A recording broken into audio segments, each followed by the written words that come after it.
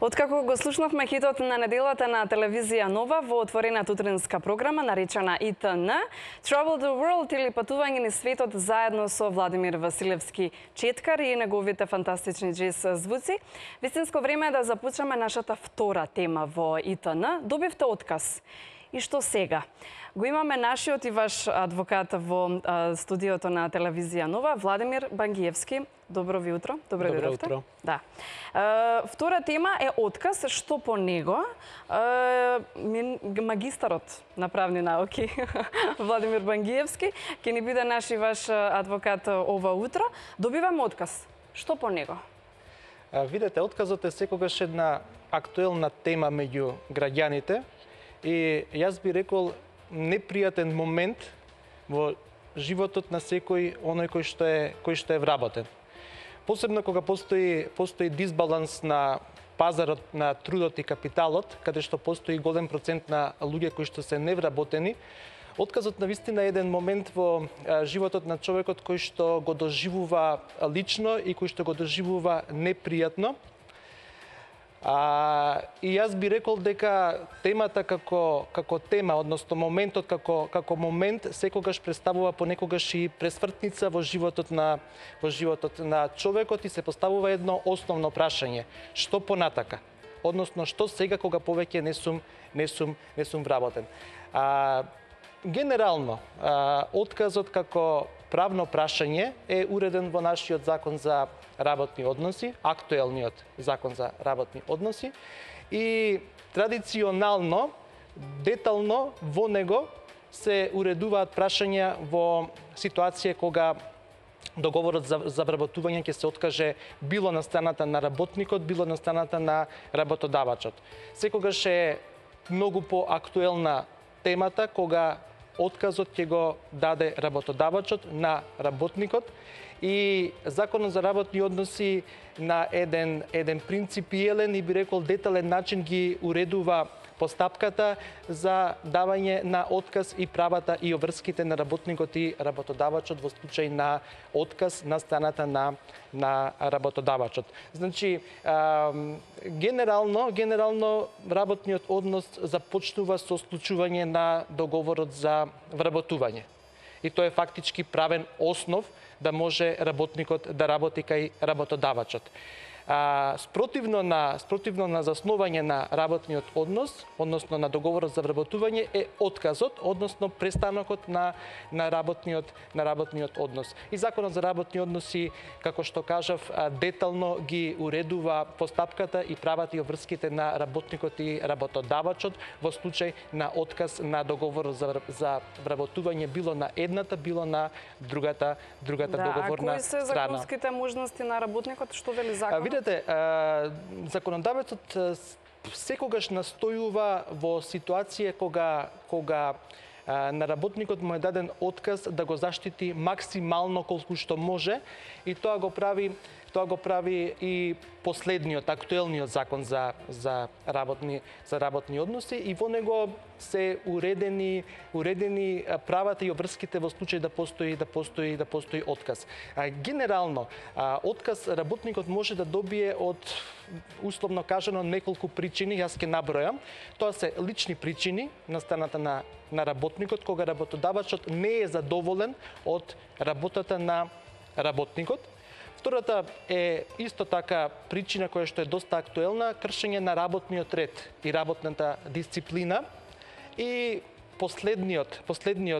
последната причина за отказ е отказот од деловни причини, кога кај работодавачот постојат структурални промени во формата на трговското друштво и така натака, каде што е потребно да се отпуштат еден или неколку работници. Како и да е, која и да е причината, работникот има право да поднесе приговор. И тој приговор го поднесува до управниот орган на работодавачот, кој што е должен да се изјасни по истиот. односно да одлучи дали е основан приговорот или не е основан.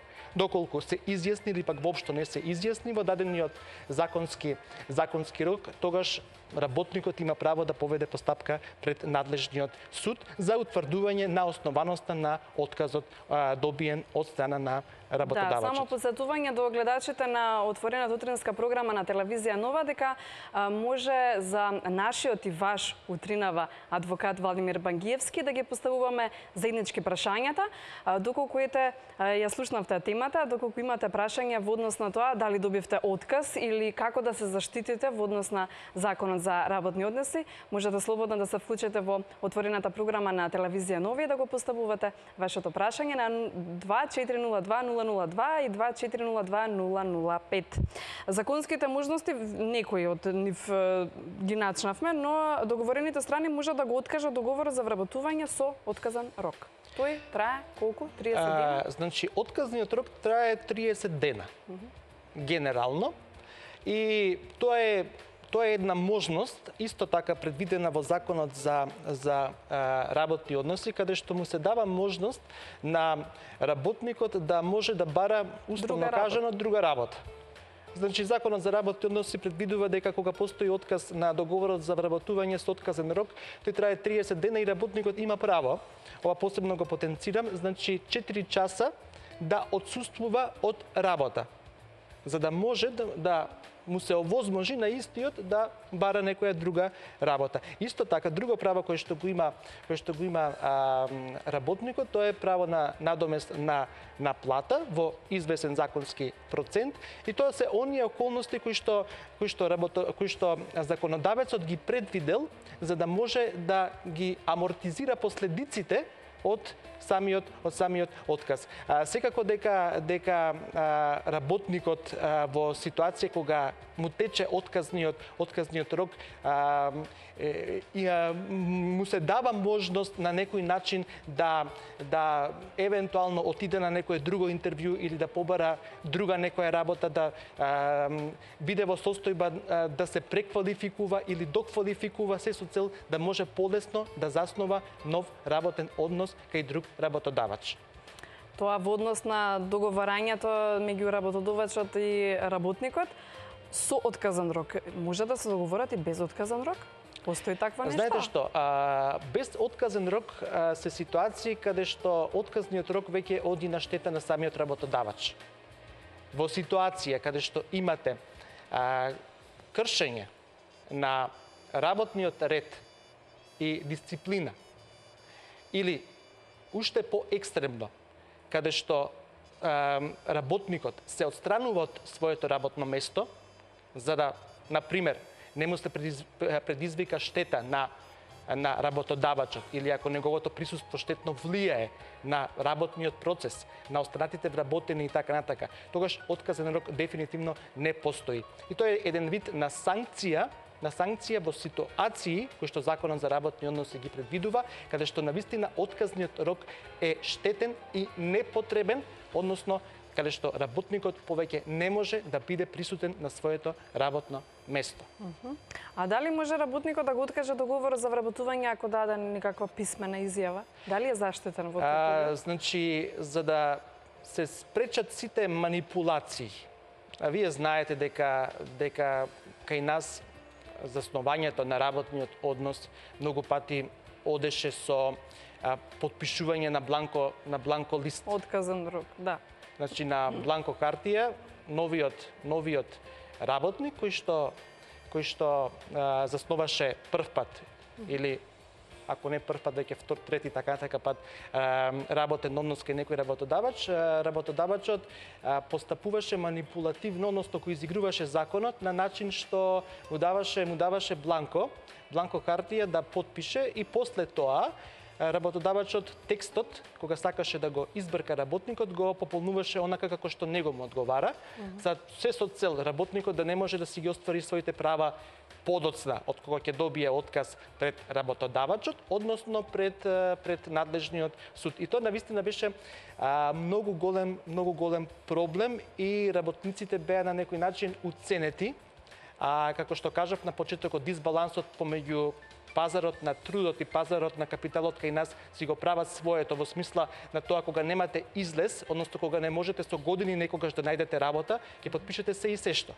Меѓутоа, таквото потпишување дефинитивно одеше подоцна, кога работникот сакаше да си ги заштити своите права од работен однос на штета на самиот работник.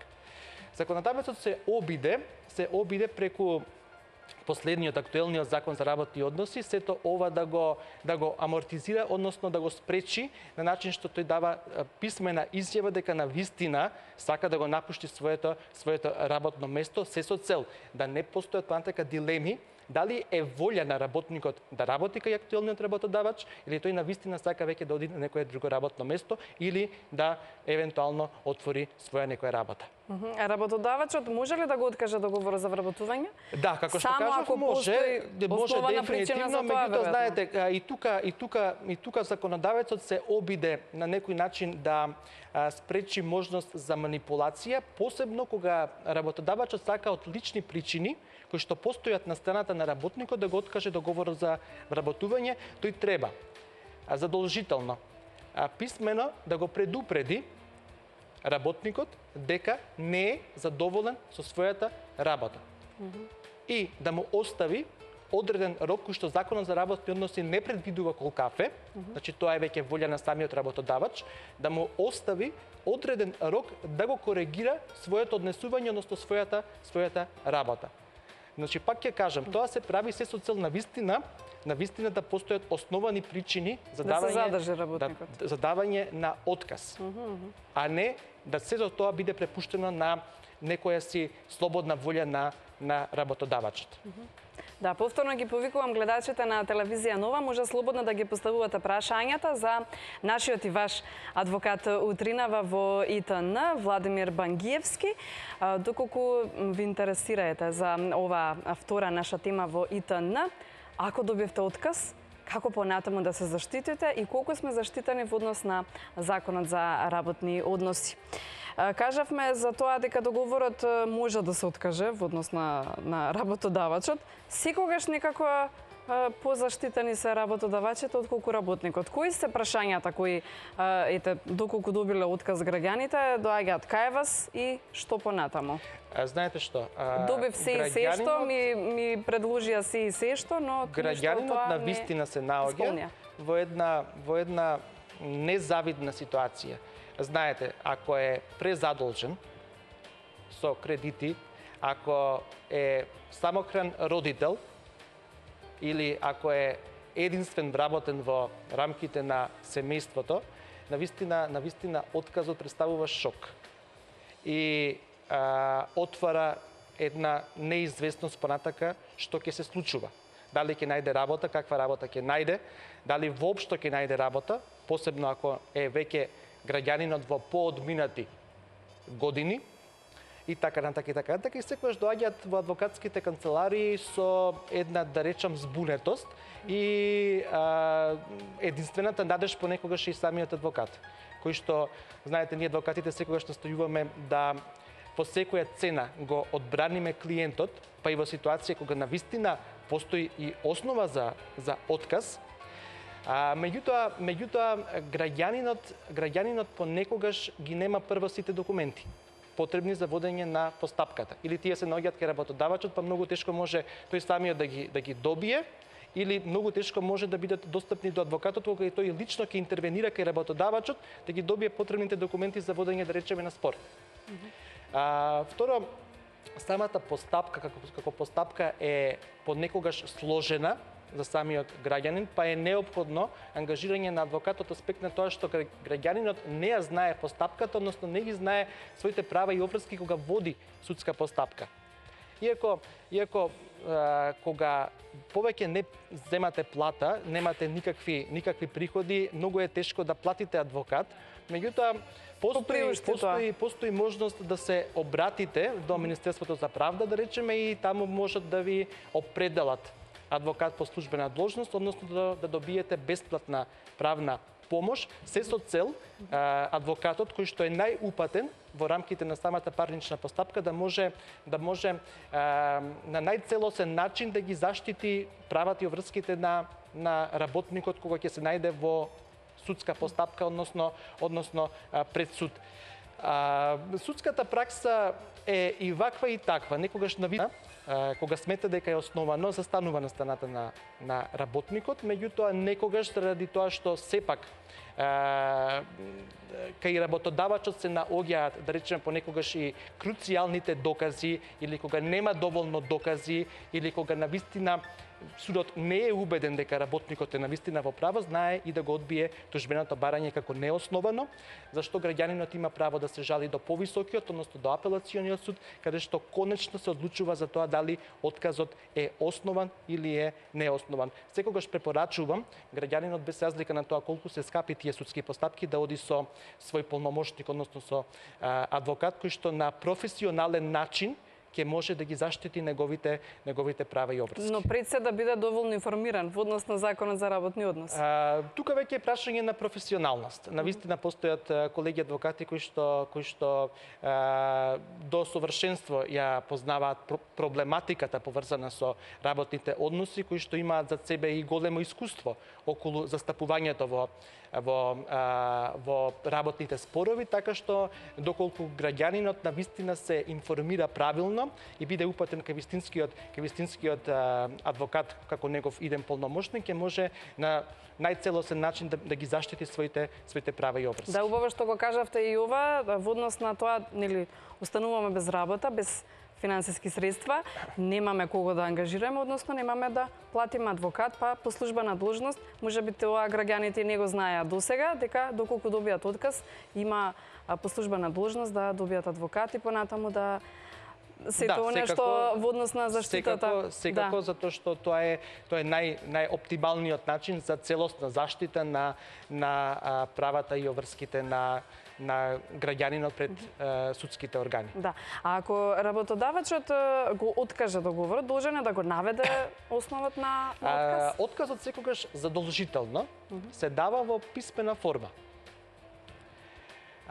Се упатува лично до работникот или се испраќа по пошта до неговото живеалиште, престојувалиште, односно до адресата од каде што редовно доаѓа на работа. Доколку на ниту еден начин не може да му биде лично врачен отказот, тогаш постои една можност предвидена во Законот за работни односи, а тоа е истакнување на огласна табла во просториите на работодавачот и кога ќе поминат 8 дена, се смета дека уредно му е врачен отказот. Граѓанинот многу пати, предчувствувајќи дека е пред отказ или дека веќе отказот му е напишан, му е спремен, се обидува да го одбегне приемот, што да речам е некој неповолен начин на постапување на работникот, затоа што законот секако има решение во ситуација кога очигледно одбегнувате лично да го примите отказот. И како што кажав, работодавачот има право да го истакне отказот на огласна табла и кога ќе поминат 8 дена да се смета дека има уреден прием и тука работникот ја прави најчесто грешката, затоа што ќе поминат роковите, бидејќи смета дека не е лично примен отказот, ќе поминат роковите за вложување на приговор, а тоа е краток и е преклузивен, односно е 8 дена, има уште 15 дена доколку е незадоволен од одлуката по приговорот да поведе постапка пред надлежниот суд. Се губат роковите, отказот станува правосилен и повеќе не може адвокатот ништо да направи со таквата правна ситуација. И тоа е голема неповолност, голем проблем, бидејќи решението, односно отказот, станува правосилен. Понекогаш работниците во ситуација на очај и се обидуваат евентуално да поднесат ненавремен приговор или ненавремена тужба, меѓутоа сето тоа завршува како За колку време треба да поднесат приговор од како ќе добијат отказ? 8 дена е законскиот рок во кој што управниот орган на работодавачот, односно самиот работодавач треба да се произнесе околу тоа дали е основан или е неоснован. Отказот може, меѓутоа и не мора, доколку не се произнесе се смета дека е негативна одлуката, и граѓанинот има право, односно работникот има право во наредните 15 дена да поведе постапка со тужба пред надлежниот суд за утврдување на основаноста на дадениот отказ. Значи после 15 дена, Да. откако ќе му се Значи врачи. постапката е двостепена, за да биде појасно и за граѓаните. Прва е постапката пред работодавачот, значи не се оди директно со тужба пред надлежниот суд, туку се дава една можност во рамките на самиот работодавач да евентуално се преиспита одлуката за отказ Да и размисли. не мора секогаш да биде негативна. Навистина, некогаш е и позитивна, меѓутоа постои можност да проблемот се реши во рамките на самиот работодавач, а доколку тоа не е возможно, односно доколку работникот не е задоволен со одлуката на работодавачот, тогаш има право во рок од 15 дена да поведе постапка со тужба пред надлежниот суд. Да, работникот колку си ги знае своите законски права и какви случаи до сега? Знаете што? Имале можност да видите? Секогаш ние граѓаните се интересираме за своите права тогаш кога сме засегнати. Да. Што понекогаш и премногу касно. И кога сме болни, тогаш сме најзасегнати. Да. До тогаш не се текнува на здравието. Значи, ние можеби сме такви да едноставно се додека работите функционираат и не се интересираме многу. Додека нам не ни се случи. Додека нам не ни се случи. Значи, тогаш се информираме, тогаш го читаме законот за работни односи, гледаме кои се нашите права и обврски, или тогаш одиме кај адвокат да правиме консултација или што понатака да ни каже адвокатот, меѓутоа некогаш знае да биде и навистина премногу касно. Веќе законот за работни односи дефинитивно предвидел еден куп права кои што работникот ги има, а кои што не ги користи заради своја неинформираност. И каде што не е проблем работодавачот да му ги овозможи. Тука е правото на платено отсуство, правото на годишен одмор, правото на испратнина, доколку работникот добие отказ од деловни причини на страната на работодавачот. Значи во тој случај, зависно од стажот, има право на соодветна отпремнина предвидена во самиот закон. Исто така, работодавачот е должен да го информира во ситуација на отказ работникот, кои се неговите понатаму права и обврски, дека има право на правна заштита, односно има право на приговор, има право доколку е незадоволен од приговорот да поведе судска постапка пред надлежниот суд, има право да се обрати до агенцијата за вработување, да ја искористи можноста да добива определен надоместок како осигурување во случај на невработеност од агенцијата за вработување. Работодавачот може да му го откаже договорот за вработување на работникот? Да. Да. Работодавачот, да. Меѓутоа и работникот. Значи, На каков начин? Ви кажав, значи единствениот начин на давање на отказ е писмен. Писмен отказ кој што ќе биде доставен лично до самиот работник. Да, може да му го откаже значи за вработување на работникот и од лични причини на страна на работникот. Значи причините се лични причини, мислам дека веќе до некаде и објаснив, значи кога работодавачот и покрај тоа што ќе му ги овозможи сите услови на работникот и понатака е незадоволен од начинот на кој што работникот работи. Едноставно кажано, не е тоа што работодавачот очекувал од работникот и навистина се случува тоа многу пати, бидејќи едноставно кажано во ситуација на интервју знаеме некогаш да ги пумпаме податоците од нашите биографии, односно од нашите CV-ја.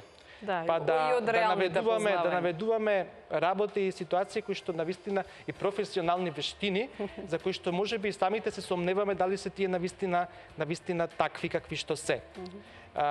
Тука посебно доаѓа во предвид, да речеме, познавање на странски јазици, па наведуваме дека совршено познаваме некој јазик, работодавачот доаѓа во ситуација да види дека јазикот многу слабо се знае. Или наведуваме определени професионални вештини во смисла на постоење на возачка дозвола за возење на определена категорија на моторно возило, а му предизвикувате секој ден штета на работодавачот со правење на сообраќајни прекршоци или нестреки.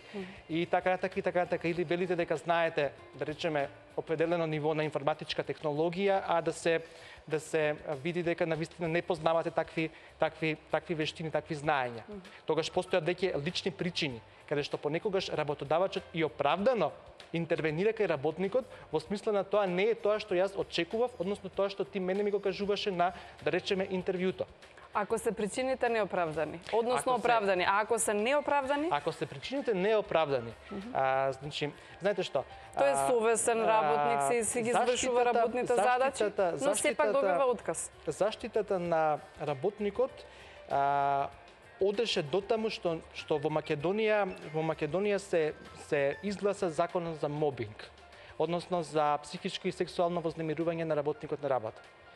Значи, работодавачот понекогаш знаејќи дека не може на ниту еден начин да избрка работник од определена работна позиција, тој оди понекогаш и по еден друг пат, по пат на мобингување, по пат на мобинг. А тоа значи психички или сексуално го вознемирува на своето работно место. И тоа е посебен проблем. Да речеме, го претоварува со работа или пак не му дава никаква работа.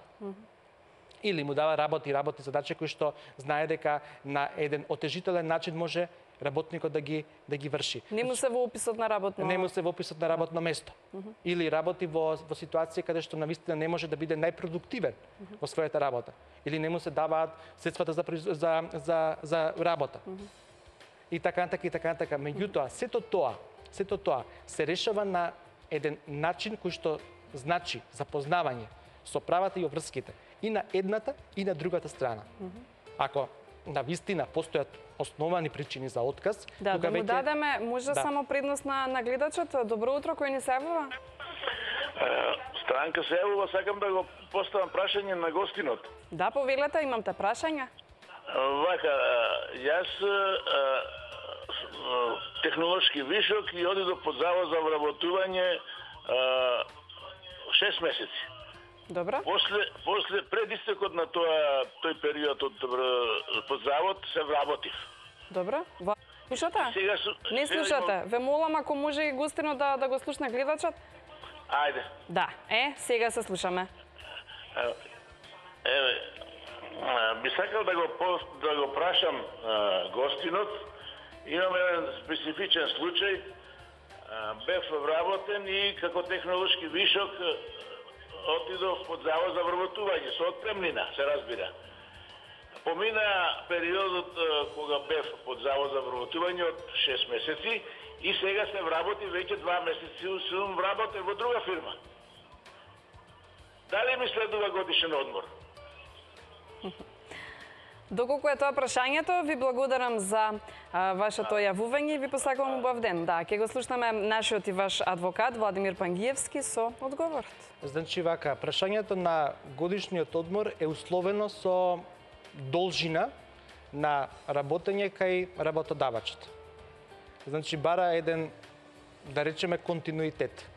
Бидејќи гледачот веќе работи кај друг работодавач, правно кажано, значи има засновано работен однос со сосема нов договор за вработување. И од тука почнува се. Значи тоа што претходно веќе бил во работен однос во некоја претходна фирма, каде што најверојатно добил отказ од деловни причини, па му исплатиле дури и отпремнина, тој веќе завршена приказна. Нема право на годишен одмор од претходно? Право на годишен одмор има, доколку ги исполнува условите по закон за работни односи, односно во континуитет работи минимум 6 месеци кај работодавачот. Тогаш има право на целосен годишен одмор. Значи, да биде јасно, заснувањето на нов работен однос, значи почеток на течење на некои рокови кои што законот за работни односи ги предвидува. Во однос на отпремнини, во однос на користење на годишен одмор, во однос на користење на боледувања, отсуство од работа и така. Да. Ги повикам и повторно гледачите на телевизија Нова и на отворената утринска програма. Информација точна времена може да се ги поставувате вашите прашања во однос на ова, колку сме заштитени во однос на работните односи. Адвокатот е во студиото на телевизија Нова. нова и ќе ги одговори со задоволство вашите прашања, доколку ете и отказни решенија сте добиле и сето тоа во однос на темата за денеска во ИТН или информација точна и навремена. Кажавме дека може да се откаже договорот работодавачот, има и отстранување од работа. Се до донесување на одлука за отказ. Или популарно наречено суспензија. Суспензија, да. Значи, кога веќе на вистина било какво присуство на работникот кај работодавачот штетно влие. Било на останатите вработени, било на самиот работен процес. Доаѓање во алкохолизирана состојба. Внесување во просториите на работодавачот, да речеме, опасни материи. Експлозиви, запалливи материи, течности, така натака и така натака. Или очигледно нанесување на штета. Да речеме со кршење на машини, на останати средства за производство и така натака и така натака. И тогаш работникот фактички е суспендиран. Се до донесувањето на одлуката за отказ. Работникот повеќе не може да пристапи во работните простории на работодавачот, бидејќи очигледно тоа може да предизвика негативни последици, односно штета кај самиот работодавач или кај останатите работници. И Законот за работни односи таксативно набројува некои од ситуациите каде што работникот се отстранува од своето работно место. Многу работи накажавме адвокате Владимир Бангиевски, наш и ваш, за гледачите на телевизија Нова, во однос на можности од парична казна, во однос на време на отказниот рок, работодавачот мора да му возможи отсуство од 4 часа од работното време. Секој работник има право на приговор против одлуката за отказ и така натаму и така наму. Ќе ни дојдете повторно во утринската отворена програма на телевизија Нова и ќе ги одговориме сите непоставени прашања во однос на ова, а и на друга тема. Ви благодарам за денешното гостување. Да, Владимир Багиевски, зборувавме на тема отказ и што по него и во однос на тоа колку сме заштитени во однос на Законот за работни односи. Продолжуваме ние со информација точна и навремена, со куса пауза и секако новата тема на муабет.